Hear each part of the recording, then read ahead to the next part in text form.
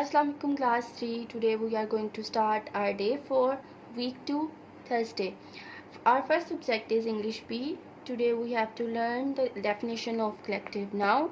Nouns like class, form, herd which refer to a group or collection of the persons, animals or things of the same kind are called collective noun. Collective noun एक ऐसा noun है जो ऐसे चीज़ों को refer करता है जिसमें एक ही चीज़ जैसे नज़र आने वाले बहुत सारे लोगों को मुखातिब किया जाता है या बुलाया जाता है, जैसे कि क्राउड, फ्लॉक, बंच. बंच मतलब हम जब हमें फ्रूट्स या वेजिटेबल्स को रेफर करना हो तो हम उसको बंच कहते हैं. क्राउड जब हम बहुत सारे लोगों का रश एक जगह पे देखते हैं हम उसको क्राउड कहते हैं. तो कलेक्टिव नाउन ऐसी चीज़ों को रेफर करता है, ऐसी चीज़ों को इशारा ऐसी चीज़ों की तरफ करता है जहाँ पे हमें बहुत सारी चीज़ों का मजमुआ या जमा नजर आती हो. Now open your grammar tree book, page number 4. Here are some filling the blanks which you have to fill with proper collective nouns. The first one is Kamran chose the smallest puppy of the dash as his pet. यहाँ पे आपके आएगा litter. litter का मतलब होता है गंदगी. तो गंदगी में हम एक चीज़ अगर हम हो गए तो हम उसको गंद कहते हैं. गंदगी का मतलब होता है बहुत सारा गंद जहाँ पे इकट्ठा किया जाता है. तो ये कलेक्टिव नाउन हो गया. तो आपकी फर्स्ट फिलिंग द ब्लैंक्स में आएगा litter.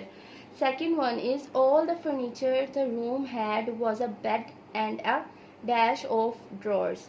सेकंड में आपके पास आएगा चेस्ट. चेस्ट मतलब ऐसी चीज़ के ख़जाने को या बहुत सारी चीज़ों के जो फर्नीचर में यूज़ होती हैं, जैसे जो नॉन लिविंग थिंग्स भी होती हैं और फर्नीचर में भी यूज़ होती हैं और बहुत सारी हों तो उन्हें हम चेस्ट कहते हैं. जो रूम में फर्नीचर था उसमें एक बेड था और चेस्ट ऑफ ड्रॉर्स था, मतलब ढेर सारे ड्रॉर्स थे.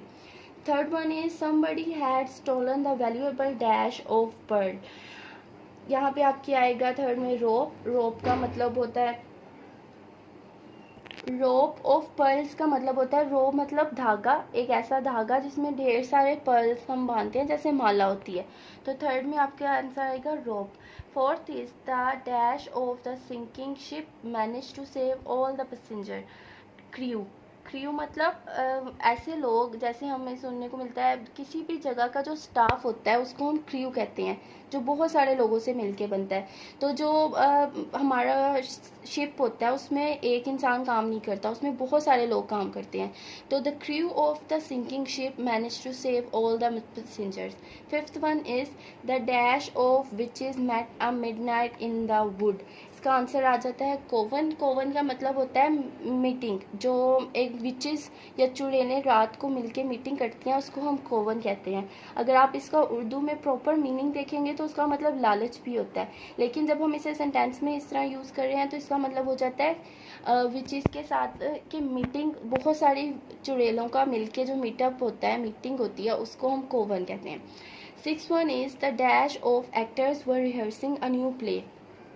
इसका आंसर है आपका ट्रोप. ट्रोप का मतलब होता है बहुत ज़्यादा टोली, मतलब कि जैसे ग्रुप्स होते हैं और दोस्तों की टोलियां हम कहते हैं उर्दू में. तो जो एक्टर्स की टोली है वो रिहर्स करी है, क्योंकि कोई भी प्ले जो है वो एक एक्टर से नहीं होता, उसमें बहुत सारे लोग इन्वॉल्व होते हैं. तो हमारा यहाँ पे कलेक्टिव नाउन होगा ट्रोप. When they cut down the tree, they found a dash of snakes in it. Seventh में हमारे पास है नेस्ट. नेस्ट हम सबको पता है कि जो एनिमल्स या जो रेप्टाइल्स हैं और बर्ड्स हैं वो जब दरख्तों में अपने रहने की जगह बनाते हैं तो उन्हें नेस्ट कहते हैं. 8 is the magician showed us many tricks with a dash of cards. इसका आंसर है पैक. पैक का हमें सबको पता है पैकिंग में बहुत सारी चीज़ें आती हैं, सिंगल चीज़ को हम पैक नहीं कहते हैं. ऐसी चीज़ जिसमें बहुत सारी चीज़ें इंक्लूड होती हैं उसको हम पैक कहते हैं. Ninth one is we saw a dash of elephants crossing the river. इसमें हर्ड. हर्ड का मतलब होता है रेवर, जैसे बकरियों का रेवर होता है ना, उसे हम हर्ड कहते हैं. यहाँ पे उन्होंने कहा है कि हमने हाथियों का रेवर जो है वो देखा रिवर क्रॉस करते हुए. Tenth one is the dash of robbers was hiding in the forest. Tenth का आंसर है हमारे पास बैंड. बैंड अगेन बहुत सारे लोगों को जो मिलके एक काम करते हैं उसको हम बैंड कहते हैं. 11 है the dash of soldiers cross the bridge at night. Troop.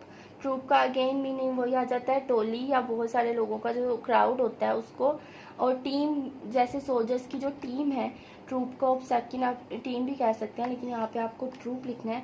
12 is over school dash has many interesting books. यहाँ पे आ जाएगा लाइब्रेरी। लाइब्रेरी अगेन आपको पता है कि लाइब्रेरी में ढेर सारी किताबें होती हैं, बहुत सारी किताबों का मजमूआ होता है, तो उससे हम लाइब्रेरी कह देते हैं।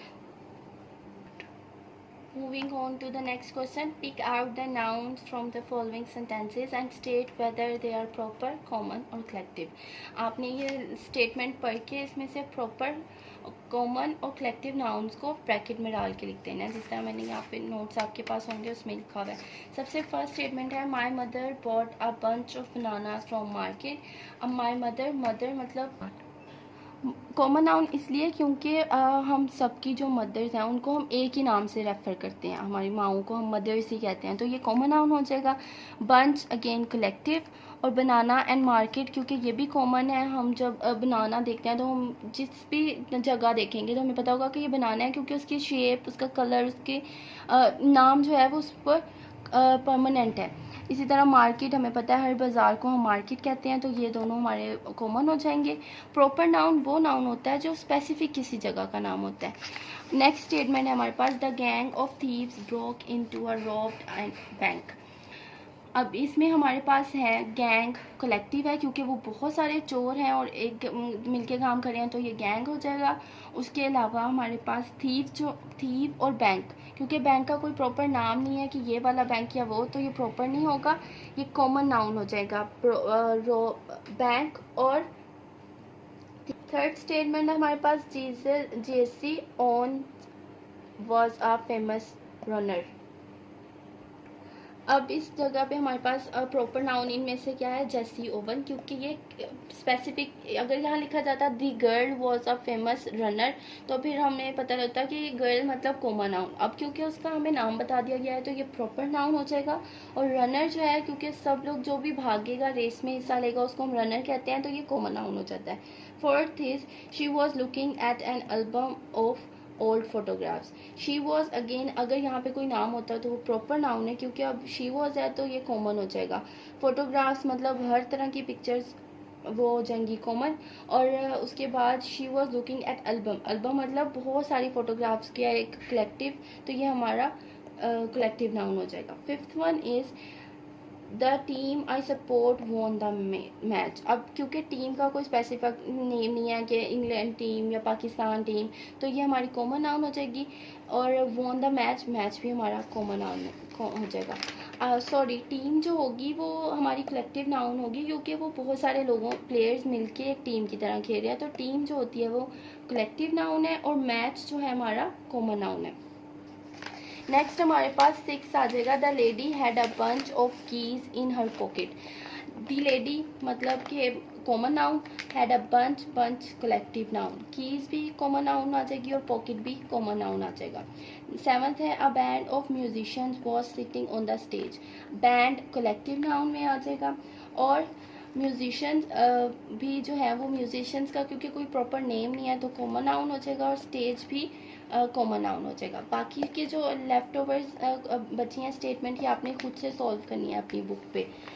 और इसके अलावा आपने पेज नंबर 3 पर देखें, आपके पास यहाँ पे फिलिंग द ब्लैंक्स हैं, आपने इनको नाउन के साथ कंप्लीट करना है, तो ये आप भी आपने अपने होमवर्क में कंप्लीट कर लिया। Our next subject is social studies. In previous lecture we have completed our work page and with the reading. Now the leftover question C and D will be done today. Fill in the blanks. First of all, a dash is a high flat land, plateau. The area where the land meet the sea at the same level is called the coast. ऐसा area जहाँ पे सी के साथ ज़मीन मिलती है, समुंदर के साथ, उसको हम कोस्ट कहते हैं। Third is water surrounded on all sided by land is called lake. ऐसी जगह जिसमें लैंड को पानी ने चारों तरफ से घेरा हो उसे हम पानी को लैंड ने जो है वो घेरा हो ज़मीन ने, उसे हम लेक कहते हैं। A small area of land surrounded by water is called an island. ऐसा एरिया जिसमें छोटी सी लैंड के एरिए को पानी ने हर चारों तरफ से घेरा हो उसे हम आइलैंड कहते हैं। Fifth is a sandy place without much water is called a desert. Moving on to next question, write true or false. First one is a plane is low, flat land.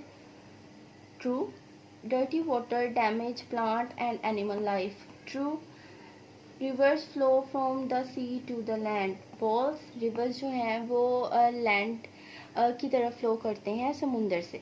Mountain are higher than hills. True. Third statement is river flow from the sea to the land. मैंने by mistake गलत बता दिया आपको. सी जो दरिया है वो ज़मीन से समुंदर की तरफ बहते हैं, तो ये वाली स्टेटमेंट हमारी फॉल्स होती है. And fourth one is true. आपने ये सारे वर्क पेजेस और इसके क्वेश्चन आंसर्स अच्छी तरह से याद करने हैं और अपनी कॉपी पे, और वर्क पेजेस जो हैं वो बुक पर सॉल्व करने हैं. Our next subject is computer. We are doing unit number 1 review. In previous lecture we have completed filling the blanks with reading, and today we are going to do page number 8. Tick the right answer. Hard disk is an output device. False, because hard disk जो है input device होती है. Second is scanner is an input device. True. Scanner input devices ऐसी चीज़ें जो कि computer को data receive करने में हेल्प करती हैं, या पार्ट्स कंप्यूटर के जो बेसिकली होते हैं. Third is joystick is contained in the system unit. False. CPU is the short for central processing unit. True. A computer is an electronic machine. True. CPU is also called a microprocessor. True. Personal computer can be divided into 6 types. False, because 4 types होती हैं personal computer की. A keyboard look like a typewriter. True. Third question जो match the following है, ये आपको खुद से attempt करना है. आपने यहाँ से इनको पढ़ लेना है और इनकी मैचिंग करनी है. कर्सर को कर्सर की पिक्चर के साथ, CD रोम को CD रोम की पिक्चर के साथ, आउटपुट डिवाइसेस को उसके साथ आपने ये खुद से करनी है. पीछे बुक में आपको ये सारी पिक्चर्स मिल जाएंगी. और इसके अलावा आपने ये बुक पे सॉल्व करने हैं, और इसके क्वेश्चन आंसर्स और वर्क पेज के क्वेश्चन आंसर्स जो सारे filling the blanks, tick, cross, matching है, इनको अच्छी तरह से याद भी करना है. Our next subject is math. Today we are going to start exercise 2D. First of all, there is a filling the blanks. 94 multiplied by 10, 940. क्योंकि जब भी हम 10 के साथ किसी को करते हैं तो आंसर में उसकी वैल्यू 0 हो जाती है, तो ये 940 हो जाएगा. 94 multiplied by 10. 0 4 ज़ा 0, 0 9 ज़ा 0, 4 1 ज़ा 4, 9 1 ज़ा 9. So it became 940. Next is 10 multiplied by 10 multiplied by dash is equal to 450. 0 अगर हम करेंगे तो यहाँ पे 10 को हम मल्टीप्लाई करेंगे 45 के साथ, हमारा आंसर 450 आ जाएगा. C 35 multiplied by 2. 35 को हम सिंपल 2 के साथ मल्टीप्लाई करेंगे. 2 5 ज़ा 10, 0 यहाँ आ जाएगा. 2 3 ज़ा 6 में 1 ऐड करेंगे तो 7. यहाँ पे आपके आंसर आ जाएगा 70. 63 multiplied by 3. 3 3 ज़ा 9, 3 6 ज़ा 18. Answer is 189. फिफ्थ ऐसे कौन सा जिसे हम मल्टीप्लाई 34 के साथ करेंगे तो 340 आंसर आ जाएगा. हमारे पास 10 है. 10 को जब हम 34 के साथ मल्टीप्लाई करेंगे तो हमारे पास आंसर 34 आ जाएगा. Question number 2 is state whether the following are true और फॉल्स. हमने ये स्टेटमेंट पढ़नी है और बताना है कि ये ट्रू है फॉल्स है. The product of a number and 1 is the number itself. This is true because जब हम प्रोडक्ट होता है कि मल्टीप्लिकेशन से जो आंसर आता है उसको हम प्रोडक्ट कहते हैं, तो वो खुद भी एक नंबर होता है. So this statement is true. A number does not change if it is multiply by 0. ये गलत है क्योंकि मैंने आपको बताया जब भी हम किसी भी अमाउंट को 0 से मल्टीप्लाई करते हैं तो वो 0 हो जाती है, तो ये फॉल्स है. डबलिंग ऑफ अ नंबर और multiply it with 2 is the same.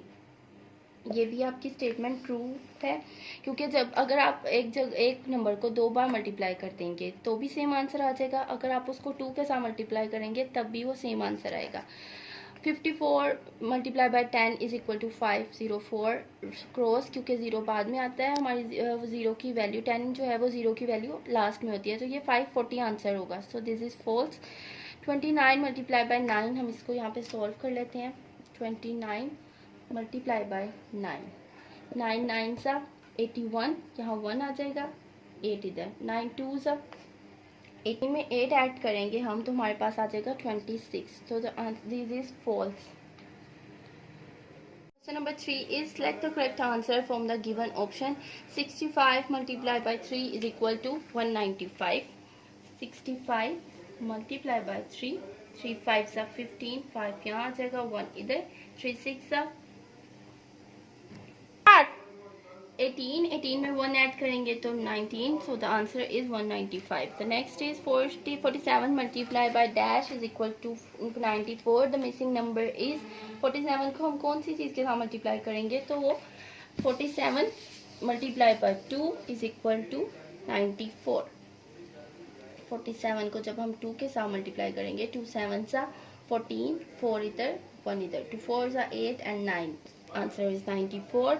Double of 26 is जब हम 26 को 2 बार मल्टीप्लाई करेंगे, तो बेसिकली हम 26 को हम 2 के साथ मल्टीप्लाई कर देते हैं. 2 6 सा 12, 2 यहाँ 1 इधर, 2 2 सा 4 और 4 52. यहाँ पे आपका आंसर आ जाएगा 52. D1 इज 9 मल्टीप्लाई बाय 5, 9 5 सा आपने यहाँ पे इसका 45 आंसर है. 10 4 सा 40. Question number 4 is find the product. ये आपने सिंपल मल्टीप्लिकेशन के क्वेश्चन अपनी बुक पे सॉल्व करने हैं. मैं आपको सेकंड वन बी वाला जो है वो समझा देती हूँ. 35 मल्टीप्लाई बाय 2, जो अभी हमने ऊपर भी किया. 2 5 सा 10, 0 यहाँ आ जाएगा, 1 इधर, 2 3 सा 6 और 6 में हम 1 ऐड करेंगे तो 70. इसी तरह 24 को मल्टीप्लाई करेंगे 4 के साथ. थर्ड वन में 24 मल्टीप्लाई बाय 4, 4 4 सा 16, 6 यहाँ आ जाएगा, 1 इधर, 4 2 सा 8 और 96. यहाँ पे आपका आंसर आ जाएगा 96. इसी तरह आपने बाकी के भी पार्ट सॉल्व करने हैं. क्वेश्चन नंबर 5 सेम मल्टीप्लिकेशन के क्वेश्चन है. Multiply the followings. इसमें मैं आपको क्वेश्चन नंबर 1 करके दिखा देती हूँ. 44 मल्टीप्लाई बाय 6, 6 4 सा 24, यहाँ पे 4 लिखेंगे, 2 कैरी, 6 4 अगेन 24, 26. Answer is 26. आपकी नोट्स में यहाँ क्वेश्चन नंबर 5 का जो फर्स्ट पार्ट है उसके यहाँ पे बाय मिस्टेक 8 लिख दिया है. आपका करेक्ट आंसर जो है 264 है, तो आपने इसकी करेक्शन कर लेनी है. नेक्स्ट आपके पास है question number 266 multiply by 7. Again with the same pattern we have to write here 66 multiply by 7. 7 6 सा 42, 2 हमारे पास यहाँ आ जाता है, 4 हम इधर लिख देते हैं. 7 6 सा 42, 42 में जब हम 4 ऐड करेंगे तो हमारे पास आंसर आ जाएगा 462. सेम पैटर्न से आपका ये पूरा क्वेश्चन सॉल्व होगा. थर्ड आई वाली क्वेश्चन देखें. आपका जो है पार्ट उसमें 3 डिजिट है, तो 3 डिजिट भी सेम पैटर्न से सॉल्व होते हैं. क्या हमारे पास 123 मल्टीप्लाई बाय 4, तो हम 1 बाय 1 सबको करेंगे. 4 3 ज़ा 12, 12 2 1 यहाँ कैरी, 4 2 ज़ा 8, 1 प्लस 9, 4 1 ज़ा 4, 492. इसी तरह आपके बाकी सारे क्वेश्चन भी सॉल्व होंगे. Question number 6 is multiply the following. Again same simple multiply के क्वेश्चन हैं, सेम पैटर्न से सॉल्व होने हैं. मैं आपको क्वेश्चन नंबर 1 करके दिखा देती हूँ. 163 मल्टीप्लाई बाय 5,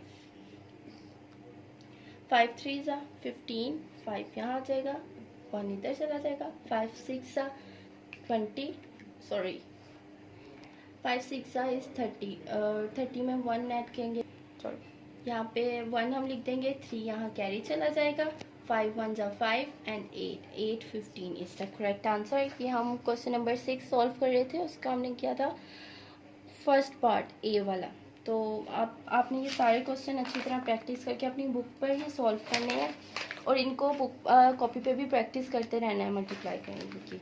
और जो ये वाले क्वेश्चन आगे पेज नंबर 78 है, उसका आपने ये सारे क्वेश्चन सेम पैटर्न से सॉल्व होने हैं, आपने खुद से सॉल्व करने हैं. हमारा अगला सबक है उर्दू बे में आज हमें अल्फाज मुतरादिफ करने हैं. आपकी बुक पे पेज नंबर 46, यहाँ पे आपको अल्फाज मुतरादिफ लिखे नज़र. आपको अपनी कॉपी को इस तरह रेडी करना है और फिर आपने ये अल्फाज मुतरादिफ लिखने हैं और इनको याद भी करना है. मुतरादिफ का मतलब होता है सेम मीनिंग, हम मायने अल्फाज. बोल चाल में बहुत से ऐसे अल्फाज इस्तेमाल करते हैं जो बोलने और लिखने में तो मुख्तलिफ होते हैं मगर इनका मतलब एक ही होता है। मतलब बदन और जिस्म लिखने में दोनों मुख्तलिफ हैं लेकिन सेम होता है। इसी तरह बेटा, फर्जंद दोनों का मतलब सेम है लेकिन दोनों अलग अलग वर्ड है। आफत, मुसीबत, फराख, कुशादा, आगाज़, इब्तदा या शुरू, आसाइश, राहत, मुआलिज, तबीब, अजर, सवाब, बेटी, दुख्तर, पक्का, मजबूत, शजर, दरख्त, शर्म, हया, गुस्सा, तैश, नरम, मुलायम, मोहब्बत, उल्फत, मातम, सोग, रवाज, रस्म, आरजू, ख्वाहिश, दगा, फ्रेब, जिल्लत, रुसवाई, तर, गीला। ये पूरे आपने अपनी कॉपी पे लिखकर और इनको अच्छी तरह से याद भी